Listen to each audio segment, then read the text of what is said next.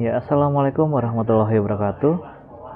Pada kesempatan kali ini saya akan membahas mata kuliah Audit Sistem Informasi chapter 2 ya, dengan tema operasi komputer. Nah, tujuan pembelajaran pada mata kuliah kali ini yaitu mahasiswa mampu menjelaskan konsep operasi komputer seperti struktur fungsi teknologi informasi, pengendalian sistem informasi secara keseluruhan, dan sistem komputer pribadi atau PC. Nah, struktur fungsi teknologi informasi. Pengaturan fungsi teknologi informasi itu memiliki berbagai implikasi ya pada sifat pengendalian internalnya, yang selanjutnya akan memiliki implikasi pada auditnya. Terus di bawah model pemrosesan data terpusat ya, semua pemrosesan data dilakukan oleh satu atau lebih komputer yang besar yang diletakkan di sebuah lokasi terpusat dan dengan fungsi untuk melayani berbagai pengguna di seluruh perusahaan. Dan di sini ada gambaran ya terkait dengan bagian apa aja yang saling terhubung dengan sumber data layanan komputer. Ada keuangan, pemasaran, produksi, akuntansi, dan distribusinya. Dan ini menggambarkan pendekatan di mana aktivitas layanan komputer itu dikonsolidasikan dan dikelola sebagai sumber daya bersama perusahaan. Lalu para pengguna akhir ya, end user, itu bersaing untuk mendapat sumber daya ini berdasarkan kebutuhannya. Fungsi layanan komputer biasanya diperlakukan sebagai pusat biaya atau cost center ya, yang biaya operasionalnya akan dibebankan kembali ke para pengguna akhirnya gitu ya. Dan ini ada gambaran mengenai struktur organisasi dari fungsi layanan komputer yang terpusat ya. Ada direktur utama, di bawahnya wakil direkturnya untuk masing-masing divisi ya, bagiannya. Kemudian di bawahnya lagi ada manajer ya, administratornya ya. Kemudian di bawahnya lagi ada staf untuk pengembangan sistemnya ya, pemeliharaan sistem, pengendalian datanya, pembuatan data, dan yang lainnya. Nah, di sini ada struktur organisasi dari fungsi layanan komputer yang terpusat ya, di mana administrasi data ini perusahaan yang dikelola secara terpusat memelihara sumber daya datanya dalam sebuah lokasi terpusat yang digunakan bersama oleh semua pengguna akhirnya. Lalu untuk bagian pemrosesan data, ini bagian pemrosesan data itu mengelola sumber daya komputer yang digunakan untuk melakukan pemrosesan harian berbagai transaksi ya. Nah, bagian ini terdiri atas fungsi organisasional berikut ini, yaitu bagian pengendalian data, konversi data, operasi komputer, dan perpustakaan data. Terus di bagian pengendalian data ya, ini bertanggung jawab atas penerimaan berbagai batch atau kumpulan dokumen transaksi untuk pemrosesan dari pengguna akhir ya, dan kemudian pendistribusian outputnya dari komputer ya, yaitu dokumen dan laporannya itu kembali ke para pengguna terkait. Lalu untuk konversi data ini berfungsi mentranskripsikan data transaksi dari dokumen sumber kertas ke dalam input komputernya. Kemudian untuk operasi komputer ya, file elektronik yang dihasilkan kemudian diproses oleh komputer pusat yang dikelola oleh bagian operasi komputer. Nah, berbagai aplikasi akuntansi itu biasanya dijalankan berdasarkan jadwal ya, jadwal yang ketat dan dikendalikan oleh sistem operasi komputer yang terpusat gitu. Kemudian untuk perpustakaan data, ini adalah sebuah ruang yang berada di sebelah pusat komputer ya, yang memberikan tempat penyimpanan yang aman gitu untuk berbagai file data offline ya. Nah, file itu dapat berupa salinan cadangan atau file data yang terkini ya, menjadi komputer ya, atau usernya ya, itu jika memang ingin melakukan penyimpanan data ya, atau melakukan pencadangan data, itu ada di perpustakaan data. Terus di sini ada pemisahan pekerjaan yang tidak saling bersesuaian ya. Nah, pemisahan berbagai pekerjaan yang tidak saling bersesuaian ini atau tidak kompatibel ya, tetap merupakan hal yang penting juga dalam lingkungan IT ya, atau teknologi informasi seperti dalam lingkungan manualnya. Nah, walaupun pekerjaan yang berbeda, tapi teori dasarnya tetap sama ya. Terus berikut ini adalah 3 tujuan dasar pemisahan pekerjaan yang tidak saling bersesuaian ya. Pertama, pemisahan fungsi otorisasi transaksi dari pemrosesan transaksi ya. Jadi masing-masing divisi ya itu harus ada pemisahan fungsinya ya untuk mengotorisasi suatu transaksi. Kemudian ada pemisahan fungsi pencatatan juga ya dari pengamanan aset. Lalu ketiga, membagi fungsi pemrosesan transaksi ke beberapa orang agar pelaku penipuan itu akan harus melakukan kolusi dengan dengan 2 orang atau lebih gitu. Jadi di sini ada sedikit pengamanan lah ya terkait dengan adanya pemisahan fungsi tersebut, bahwa kalau misalkan orang tersebut ingin melakukan penipuan ya atau melakukan suatu manipulasi gitu ya, dia harus melewati beberapa orang dulu ya, karena di sini otorisasinya itu terpisah gitu, tidak di satu orang saja ya, sehingga akan sulit untuk melakukan penipuan. Kalaupun mau gitu, itu dia harus mengajak dulu orang tersebut untuk bekerja sama gitu. Jadi perlu adanya pemisahan fungsi untuk tujuan seperti itu ya. Lalu tujuan audit untuk fungsi layanan komputer ya, ini melakukan penilaian risiko mengenai pengembangan ya, pemeliharaan dan juga operasi sistemnya. Nah, ini harus dilakukan penilaian risikonya dulu oleh auditor ya. Lalu auditor juga harus melakukan verifikasi ya bahwa orang-orang dengan pekerjaan yang tidak kompatibel di posisinya ya, itu telah dipisahkan sesuai dengan tingkat potensi risikonya ya. Lalu auditor juga harus memverifikasi bahwa pemisahan tersebut dilakukan dengan cara yang dapat mendorong ya lingkungan kerja di mana hubungan formal bukan informal juga ada antara pekerjaan yang tidak saling bersesuaian tersebut gitu. Jadi kita verifikasi juga ya pemisahan otorisasi tersebut ya, apakah sudah dilakukan dengan cara yang tepat atau enggak. Dan prosedur audit untuk fungsi layanan komputer ya, ini yang pertama mendapatkan dan mengkaji kebijakan perusahaan atas keamanan komputernya ya, apakah sesuai dengan SOP atau enggak. Kemudian verifikasi bahwa kebijakan perusahaan tersebut ya itu dikomunikasikan ke para karyawannya dan supervisornya yang bertanggung jawab atasnya ya. Nah, kemudian di sini juga mengkaji dokumentasi yang terkait ya, yang termasuk struktur organisasi saat ini ya, sesuai dengan pernyataan misinya dan deskripsi pekerjaan untuk berbagai fungsi yang penting ya, agar dapat menentukan apakah ada orang atau kelompok yang menjalankan fungsi-fungsinya yang tidak saling berkesesuaian. Terus mengkaji dokumentasi sistem dan mencatat mengkaji catatan pemeliharaan untuk mencari sampel aplikasi. Kemudian verifikasi bahwa para programmer ya, pemeliharaannya yang ditugaskan untuk proyeksi tertentu itu bukan merupakan programmer desain awalnya. Jadi ada programmer lain gitu ya yang memang melakukan pemeliharaan ya. Terus melakukan observasi ya. Nah, ini auditor menentukan apakah kebijakan pemisahan pekerjaan ya itu diikuti dalam praktiknya atau dijalankan oleh karyawannya ya.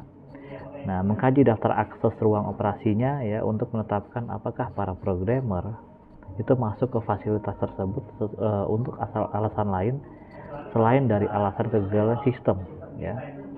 Jadi untuk melihat nih apakah para programmer ini dia masuk ke akses ruang operasi ya, itu untuk apa tujuannya ya, apakah memang karena adanya kegagalan sistem atau apa gitu ya, atau untuk melakukan suatu manipulasi ya.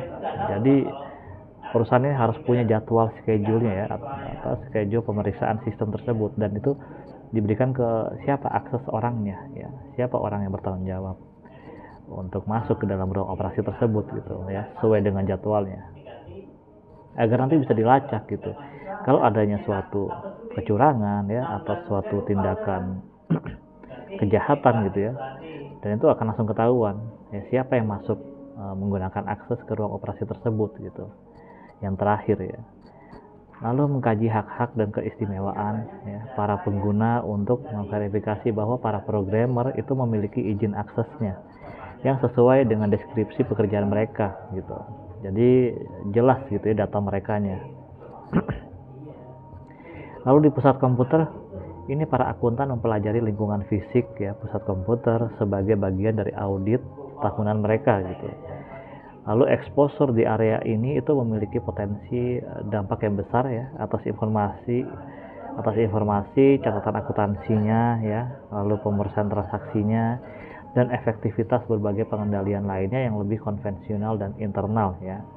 Jadi seperti yang selalu saya bilang, akuntan itu harus mempelajari dulu ya di awal itu memahami karakter dari teknologinya, lingkungan fisiknya ya sebagai bahan nantinya mereka akan melakukan auditnya gitu. Lalu di sini ada fitur pengendalian dalam pusat komputer ya. Dan ini beberapa pengendalian itu di lokasi fisik ya harus dipantau ya, dikontrol. Terus ada juga konstruksinya juga ya, aksesnya, hak aksesnya yang diberikan kepada siapa aja. Kemudian adanya pengaturan suhu udara gitu. Kalau misalkan komputer atau suatu hardware itu ya, itu dalam beberapa jangka waktu yang cukup lama, itu pastinya kan ini contohnya ya, akan mengalami peningkatan suhu gitu ya. Komputer tersebut akan panas dan itu harus bagaimana nih programmer tersebut mengatur agar suhu udara yang ada di hardware tersebut atau di lingkungan perusahaan itu stabil gitu ya suhu udaranya, sehingga itu akan berdampak pada hardware tersebut jauh lebih bisa panjang umurnya gitu ya untuk digunakan. Lalu juga dipastikan pemadam kebakarannya seperti apa kalau misalkan terjadi hal-hal seperti misalkan arus pendek ya yang menyebabkan adanya percikan api. Itu programmer ya atau bagian IT-nya harus paham gitu ya, bagaimana dia mengatur supaya masalah yang ada pada arus pendek tersebut itu cepat teratasi ya, bagaimana sistemnya gitu. Terus pasokan listrik juga ya kalau misalkan adanya pemadaman listrik yang tiba-tiba terjadi gitu ya, ini juga harus dicarikan solusinya ya, apakah dengan menggunakan genset ya, atau adanya listrik yang cadangan listrik yang disiapkan gitu ya untuk sementara agar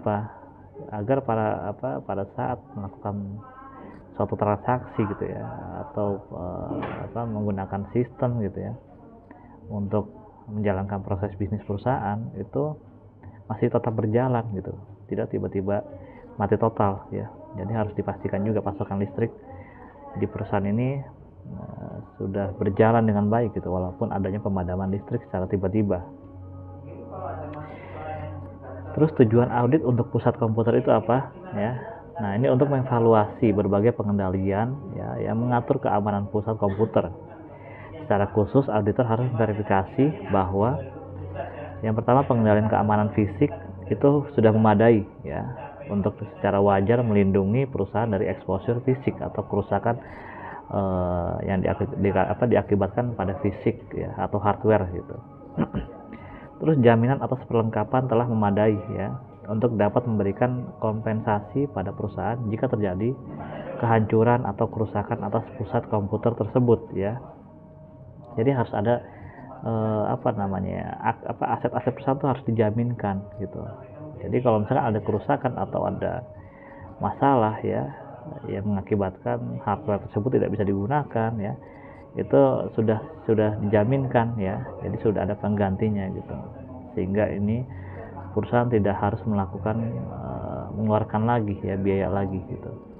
Terus adanya dokumentasi operator ya memadai untuk dapat menangani kegagalan sistem ya, jadi sudah ada buku panduan ya gitu ya untuk mengatasi kalau misalkan ada masalah ini, apa nih solusinya, apa yang harus dilakukan ya.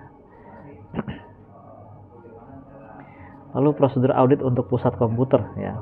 Nah, ini pertama melakukan pengujian ya konstruksi fisik yaitu memastikan pusat komputer ini dibangun dengan kuat dan tahan api, kemudian terhindar dari kerusuhan ya, lalu kebanjiran juga dan resiko lainnya gitu. Jadi auditor pastikan dulu apakah hardware ya atau pusat komputer ini sudah cukup aman dari beberapa resiko-resiko yang mungkin akan terjadi gitu ya. Kemudian kedua, pengujian sistem deteksi kebakaran ya, memastikan bahwa alat deteksi kebakaran itu berfungsi ya.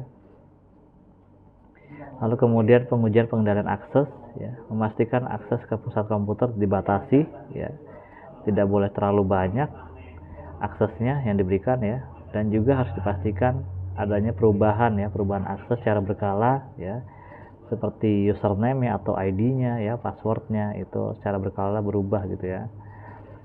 Kemudian pengujian pasokan listrik cadangan ya, yang seperti saya bilang tadi bahwa pastikan perusahaan sudah punya pasokan listrik yang cukup aman jika memang nantinya ada pemadaman listrik yang secara tiba-tiba terjadi gitu. Terus pengujian cakupan asuransinya ya, bahwa perusahaan ini perlu untuk melakukan mengadakan asuransi ya untuk pusat komputer tersebut gitu, kalau memang terjadi sesuatu ya atau kerusakan pada pusat komputer itu. Terus pengujian pengendalian dokumentasi operatornya ya, ini verifikasi yang harus dilakukan oleh auditor adalah melakukan verifikasi dokumentasi sistem ya.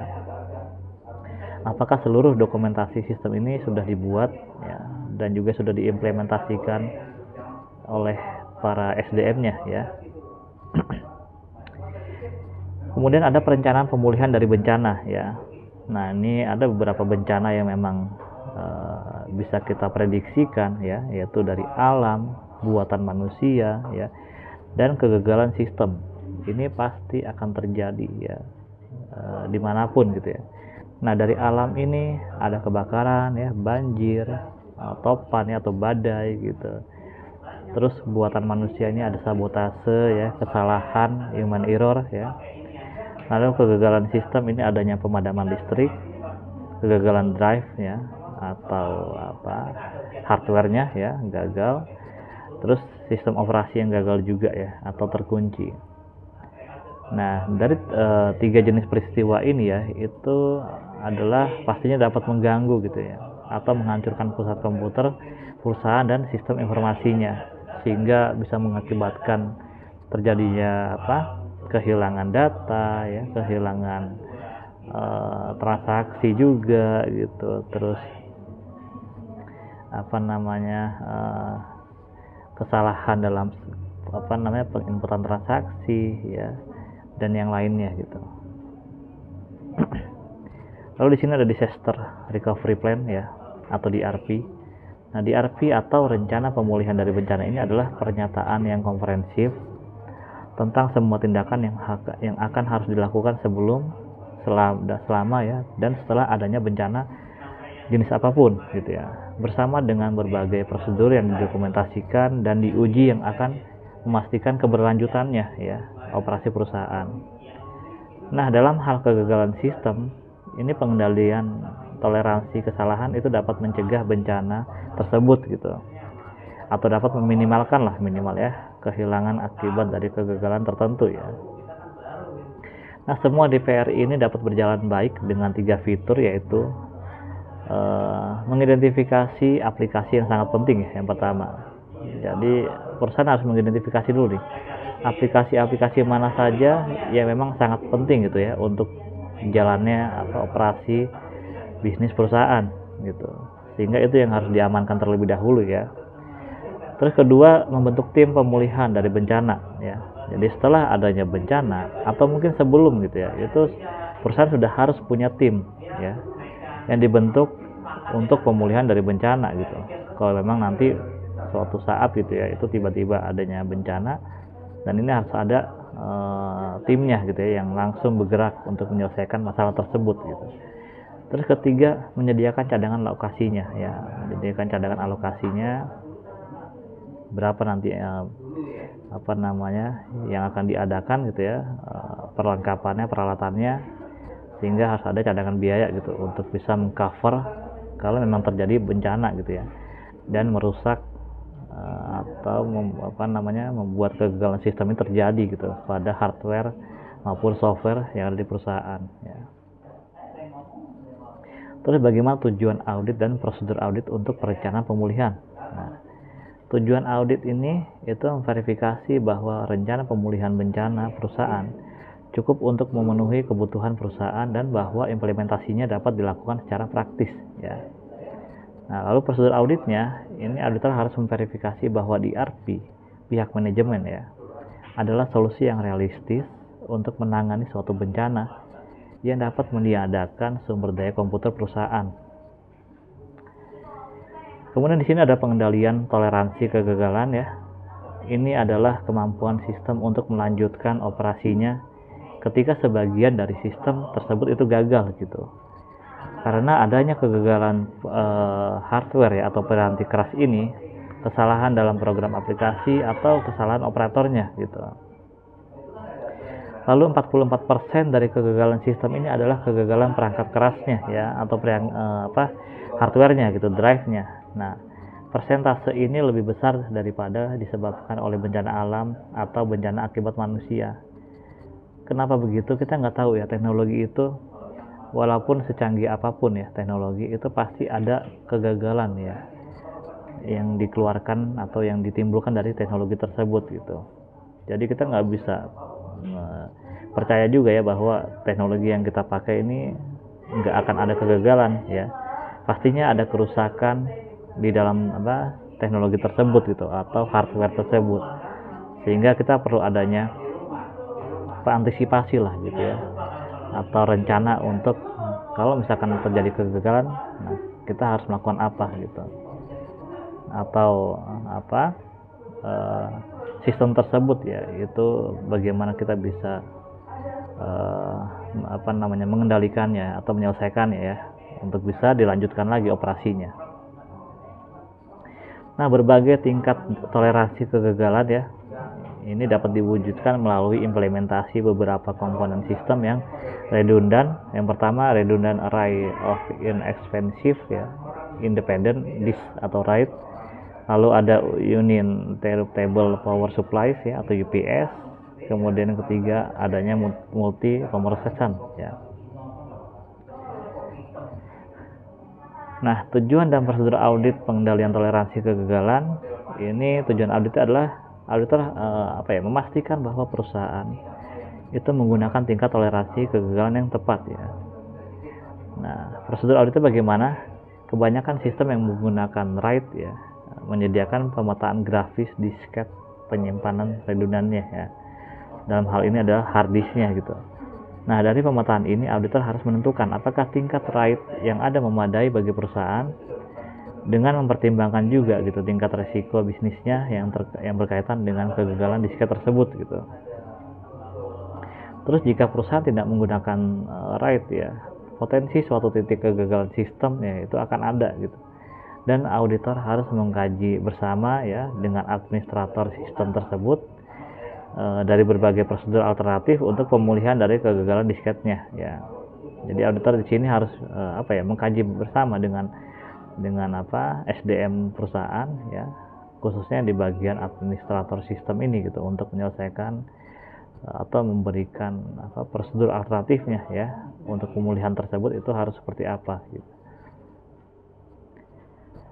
Nah, untuk pengendalian sistem operasi dan pengendalian keseluruhan sistem ya. Sistem operasi ini adalah program pengendalian dalam komputer.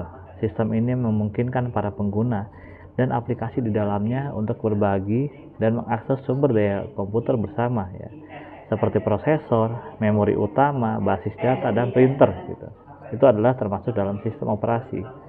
Nah, akuntan yang modern perlu mengenali peran sistem operasi dalam gambaran umum ya, pengendalian untuk dapat secara tepat yaitu menilai berbagai risiko yang mengancam sistem akuntansinya gitu.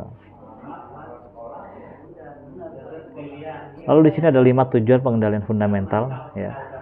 Untuk melakukan pekerjaan ini secara konsisten dan andal, maka sistem operasi itu harus mencapai 5 tujuan pengendalian fundamental sebagai berikut. Yang pertama, sistem operasi ini harus bisa melindungi dirinya dari para penggunanya ya.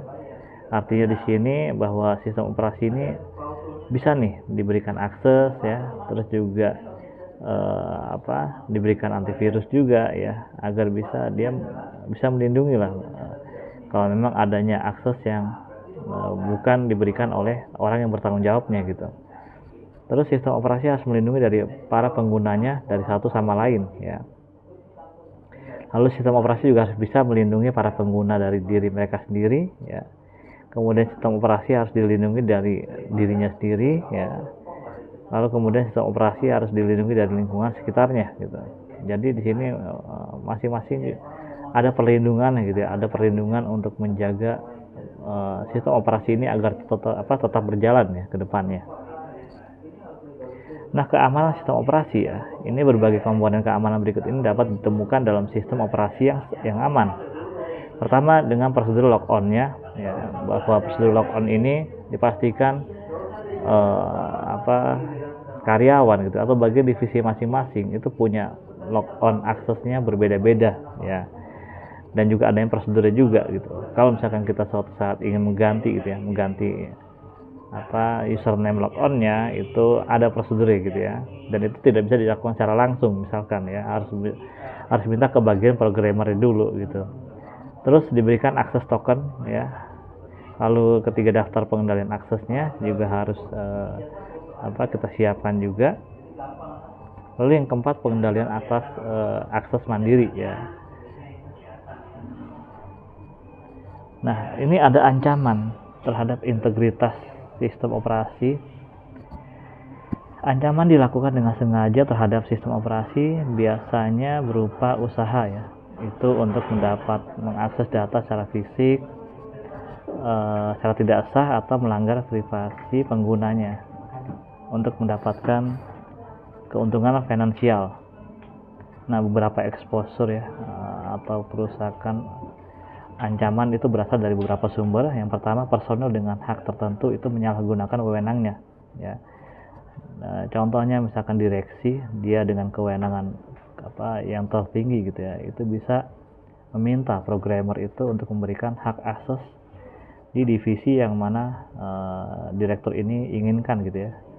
Lalu kedua, orang-orang yang menjelajah sistem operasi untuk mengidentifikasi dan mengeksploitasi kelemahan keamanan ya.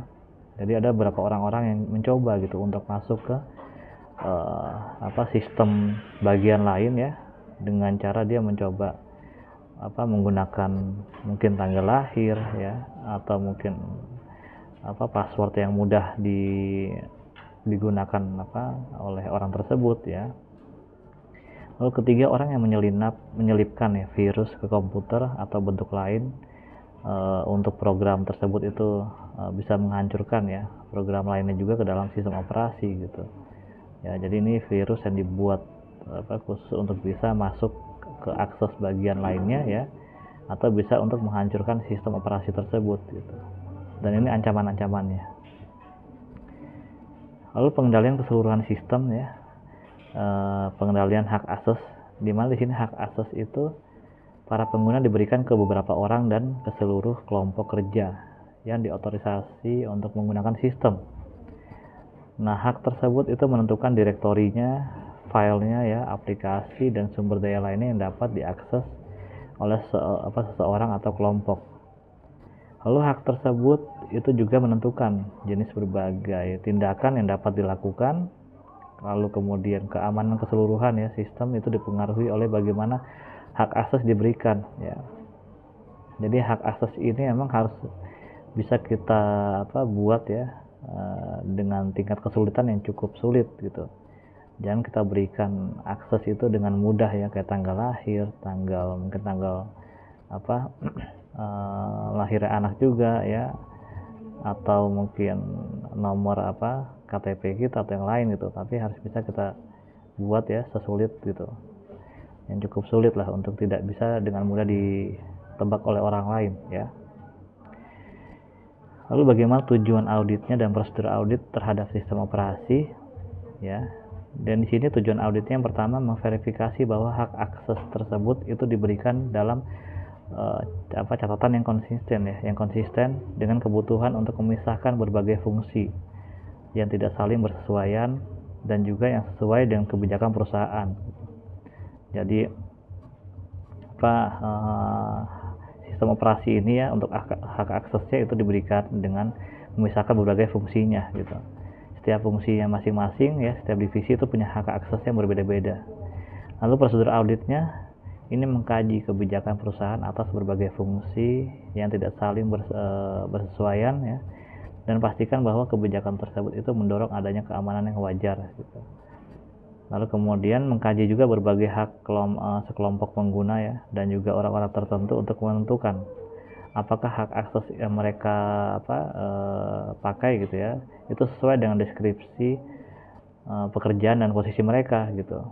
Jadi tidak bisa divisi yang lain ya itu bisa masuk ke divisi yang lainnya juga gitu ya, sehingga dipastikan masing-masing bagian ya, masing-masing divisi itu punya yang tadi saya bilang punya hak aksesnya beda-beda ya, username-nya, password-nya itu berbeda-beda.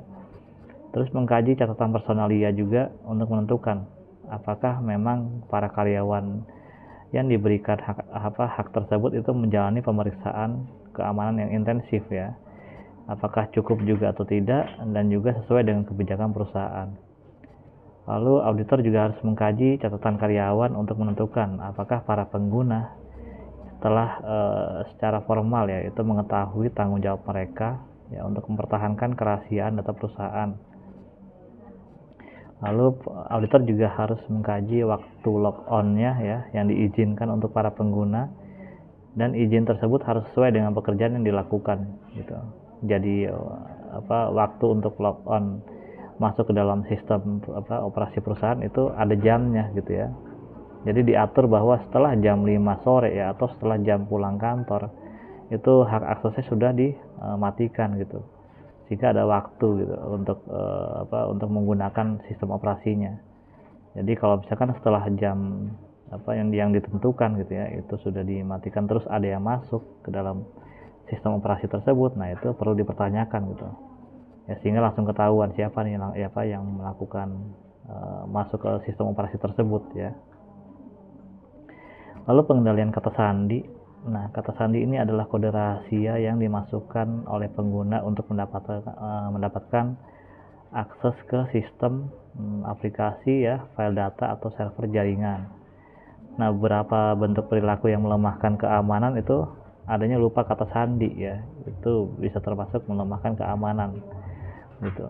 Terus tidak sering merubah kata sandi ya, artinya kata sandinya itu aja, jadi mungkin bisa bisa memudahkan orang untuk menebak gitu ya kata sandi tersebut. Lalu adanya sindrom post-it ya, artinya apapun yang dikatakan atau yang dikerjakan itu selalu ditulis di suatu kertas gitu ya, kemudian ditempel-tempel ke meja ya atau ke dinding gitu, dan dia mungkin lupa sendiri ya bahwa username atau passwordnya itu ditulis di kertas kemudian ditempel di sekitarnya dia gitu, sehingga orang akan tahu oh username atau passwordnya sistem operasinya si ini gitu ya, jadi langsung terlihat. Terus kata sandi yang terlalu sederhana ya, ini juga bisa melemahkan keamanan, sehingga kalian harus bisa membuat kata sandi yang cukup sulit gitu ya, tapi hanya kalian yang memang tahu gitu kata sandi tersebut. Lalu ada kebijakan kata sandi ya, dimana di sini penyebarannya yang tepat ya, yang disebar di karyawan-karyawan yang memang menjalani atau menggunakan sistem operasi tersebut gitu. Terus adanya panjang kata sandi yang sesuai ya, tidak boleh terlalu pendek juga gitu. Terus kemudian tingkat akses atau kompleksitas yang sesuai juga ya, artinya nggak terlalu sederhana tapi nggak terlalu sulit juga ya, sehingga kalian bisa hafal lah ya dengan kata sandi yang telah kalian buat.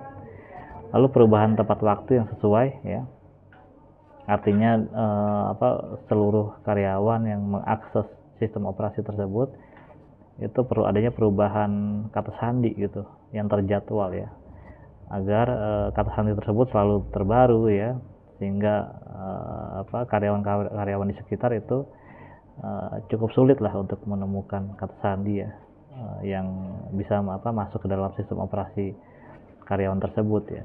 Kemudian perlindungan yang sesuai ya, jadi diberikan perlindungan hak akses tersebut ya. Lalu adanya penghapusan yang tepat gitu. Kalau misalkan sistem operasi tersebut memang bisa dimasukkan oleh orang lain ya, ini harus ada penghapusan akses tersebut dengan tepat ya, tepat waktunya gitu ya. Terus juga penyelesaian masalahnya juga cepat gitu ya, dan yang lainnya. Terus bagaimana tujuan audit dan prosedur audit pengendalian kata sandi ya.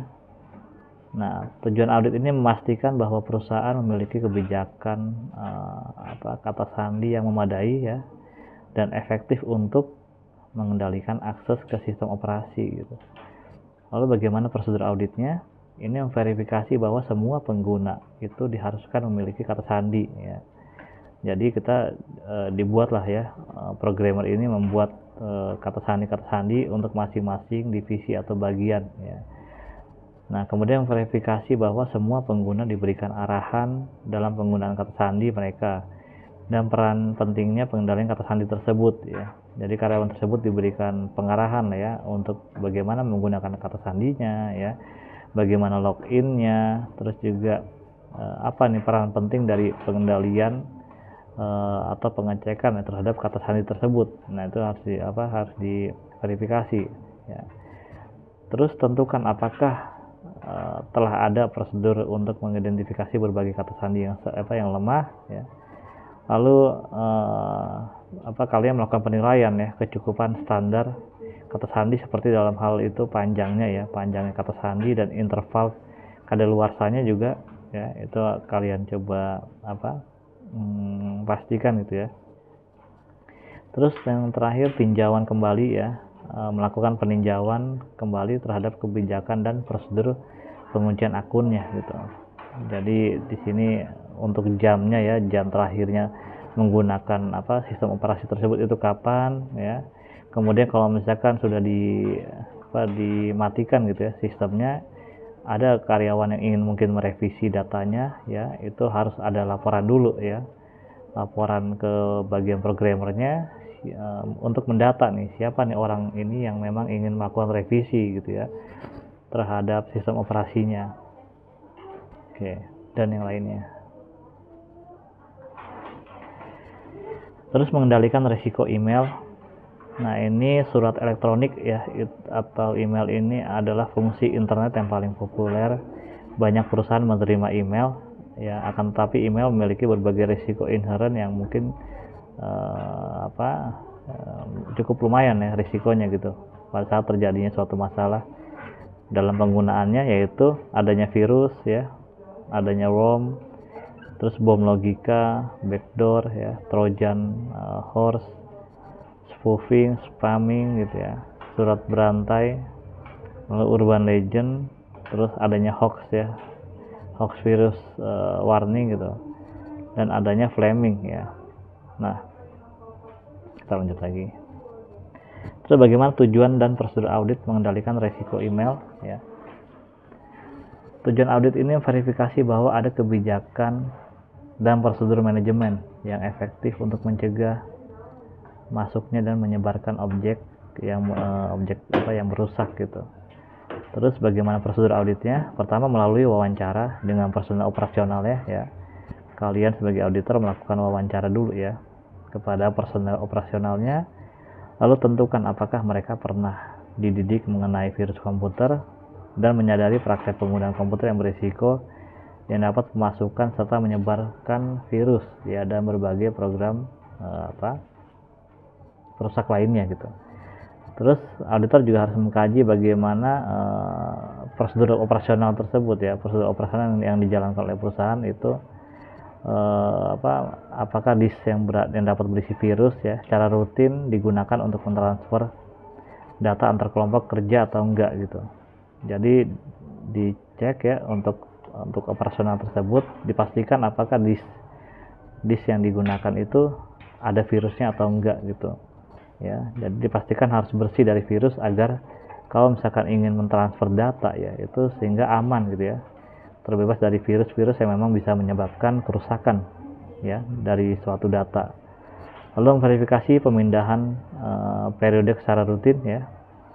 Ada yang melakukan pembackupan data gitu ya, pemindahan data secara rutin. Lalu verifikasi peranti lunak yang baru diuji ya di terminal kerja yang terpisah sebelum diimplementasikan di server host atau jaringan gitu. Lalu verifikasi bahwa peranti lunak antivirus ya itu diperbaharui secara teratur dan di-download ke tiap terminal kerja gitu. Jadi setiap masing-masing divisi itu punya antivirusnya masing-masing ya. Oke. Lalu mengendalikan jejak audit elektronik. Jejak audit atau audit trail ya adalah daftar yang dapat didesain untuk mencatat berbagai aktivitas dalam tingkat sistem, aplikasi dan penggunanya. Nah, jejak audit ini biasanya terdiri atas dua jenis audit ya. Yang pertama daftar terinci mengenai tiap ketikan ya, dan daftar yang berorientasi pada peristiwa ya, atau event oriented log. Nah, pengawas ketikan itu melibatkan pencatatan ketikan pengguna dan respon sistemnya. Nah, daftar ini dapat digunakan sebagai bukti setelah kejadian untuk merekonstruksi perincian sesuai peristiwa atau sebagai pengendalian real time ya, untuk memonitor atau mencegah pelanggaran yang tidak sah gitu. Artinya di sini perusahaan ini ya itu melakukan pengendalian terkait dengan waktu gitu ya, waktu pengawasannya kapan ya, untuk memonitor kalau misalkan ada pelanggaran-pelanggaran yang di jam berapa ya itu dilakukan, itu terlihat gitu ya, terlihat pelanggaran tersebut, terlihat juga peristiwanya apa ya, secara real time ya. Terus pengawasan peristiwa ini meringkas berbagai aktivitas utama yang berkaitan dengan penggunanya, aplikasi dan sumber daya sistem ya. Nah, daftar peristiwa biasanya mencatat ID semua pengguna ya, yang mengakses sistem tersebut, terus waktu dan juga durasi penggunaannya, kemudian program yang dijalankan selama pengguna dan juga semua file, basis data dan yang lainnya ya. Nah, tujuan dari jejak audit ini, jejak audit dapat digunakan untuk mendukung tujuan keamanan melalui 3 cara ya. Itu pertama, mendeteksi akses tidak sah ke sistem, mendeteksi atau memfasilitasi rekonstruksi peristiwa, dan meningkatkan akuntabilitas personal ya. Lalu bagaimana tujuan auditnya? Ini pertama, memastikan bahwa audit para pengguna ya dan peristiwa cukup untuk mencegah dan mendeteksi sebagai penyalahgunaan.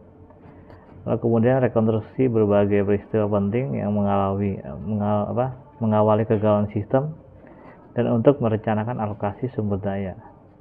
Lalu bagaimana prosedur auditnya? Nah, ini kebanyakan sistem operasi itu menimbulkan berbagai fungsi dari manajer ya, dari manajer audit untuk spesifikasi berbagai peristiwa yang akan diaudit. Nah, auditor terkait itu harus memverifikasi jejak audit peristiwa, apa yang diaktifkan sesuai dengan kebijakan perusahaan. Terus ada sistem komputer pribadi atau PC ya. Nah, lingkungan PC ini memiliki berbagai fitur penting yang merupakan ciri gitu ya, dan juga membedakan dari lingkungan mainframe dan client server gitu. Lalu berbagai bagian yang paling penting adalah pertama, sistem PC relatif sederhana ya untuk dioperasionalkan dan juga diprogram serta tidak membutuhkan pelatihan profesional yang ekstensif ya. Lalu kedua, sistem ini seringkali dikendalikan oleh dan juga dioperasikan oleh pengguna akhir ya, bukan pengguna administrator sistem. Lalu ketiga, PC menggunakan pemrosesan dan yang interaktif ya, bukan untuk pemrosesan yang batch. Lalu keempat, PC ini biasanya menjalankan berbagai peranti lunak aplikasi komersial yang didesain untuk meminimalkan ya usaha. Lalu di sini sistem mainframe-nya ya, dan juga klien server bekerja di belakang layar. Nah, PC ini mendownload data dari mesin ini untuk pemesan yang lokal. Kemudian yang keenam, pengguna dapat mengembangkan piranti lunak sendiri ya dan memelihara data tersebut gitu. Jadi ini di spreadsheet dan bisnis data ya. Tujuan audit PC adalah verifikasi bahwa ada pengendalian untuk melindungi data, program ya, komputer, dan akses secara tidak sah, manipulasi, kehancuran suatu data ya, dan juga pencurian suatu data gitu. Lalu memverifikasi kecukupan supervisor dan juga prosedur operasinya ya untuk mengimbangi kekurangan dari pemisahan tugas berbagai pekerjaan antara pengguna, programmer, dan operator. Kemudian memverifikasi bahwa ada prosedur pembuatan cadangan untuk mencegah kehilangan data serta program karena kegagalan sistem, kesalahan, dan sebagainya. Lalu auditor juga harus memverifikasi bahwa prosedur pemilihan dan pengadaan sistem yang menghasilkan aplikasi yang berkualitas tinggi dan melindungi diri dari perubahan yang tidak sah ya. Lalu memverifikasi juga bahwa sistem yang bebas dari virus ya dan cukup melindungi untuk meminimalkan risiko terinfeksi virus atau objek yang hampir sama lainnya. Terus bagaimana prosedur auditnya? Auditor harus verifikasi nih ya bahwa mikrokomputer serta filenya secara fisik terkendali dan komputer desktop itu seharusnya dibuat permanen ya untuk mengurangi peluang terjadinya pemindahan gitu. Lalu kunci harus ada untuk menutup kemungkinan ya adanya input dari keyboard dan drive A-nya gitu. Terus auditor juga harus verifikasi bahwa dari struktur organisasi ya itu seperti deskripsi pekerjaan, observasi operasinya ya, dan juga para programmer gitu, bahwa aplikasi yang dilakukan fungsi keuangan itu yang signifikan tidak mengoperasikan pula berbagai sistem tersebut gitu. Kemudian auditor juga harus mengkonfirmasi bahwa laporan transaksi diproses ya, daftar akun diperbarui, dan total pengendalian dibuat, disebarluaskan ya, dan direkomendasikan oleh orang atau pihak manajemen yang terkait secara reguler dan tepat waktu. Kemudian jika dibutuhkan, auditor harus menentukan apakah pengendalian para kata sandi multi tingkat gitu ya, itu digunakan untuk membatasi akses ke data dan aplikasi ya. Nah, kemudian prosedur auditnya ini jika digunakan hard drive ya yang dapat dipindahkan, auditor harus memverifikasi bahwa drive terkait dipindahkan dan disimpan dalam sebuah lokasi yang aman ya ketika mereka tidak menggunakannya gitu. Kemudian kedua, dengan memilih suatu sampel file cadangan, ini auditor dapat memverifikasi bahwa periode pembuatan cadangan itu sudah ditaati ya. Lalu auditor juga harus memverifikasi bahwa kode sumber aplikasi secara fisik itu aman disimpan dan komputer juga ya, di komputer. Lalu berikutnya dengan mengkaji pengendalian pemulihan dan pengadaan sistem, ini auditor harus memverifikasi bahwa peranti lunak komersial yang digunakan dalam komputer itu dibeli dan juga vendor bereputasi ya. Lalu yang berikutnya, auditor harus menemukan ya berbagai teknik pengendalian virus untuk kedepannya. Oke, sekian, terima kasih untuk materi hari ini ya. Sampai ketemu lagi di materi berikutnya.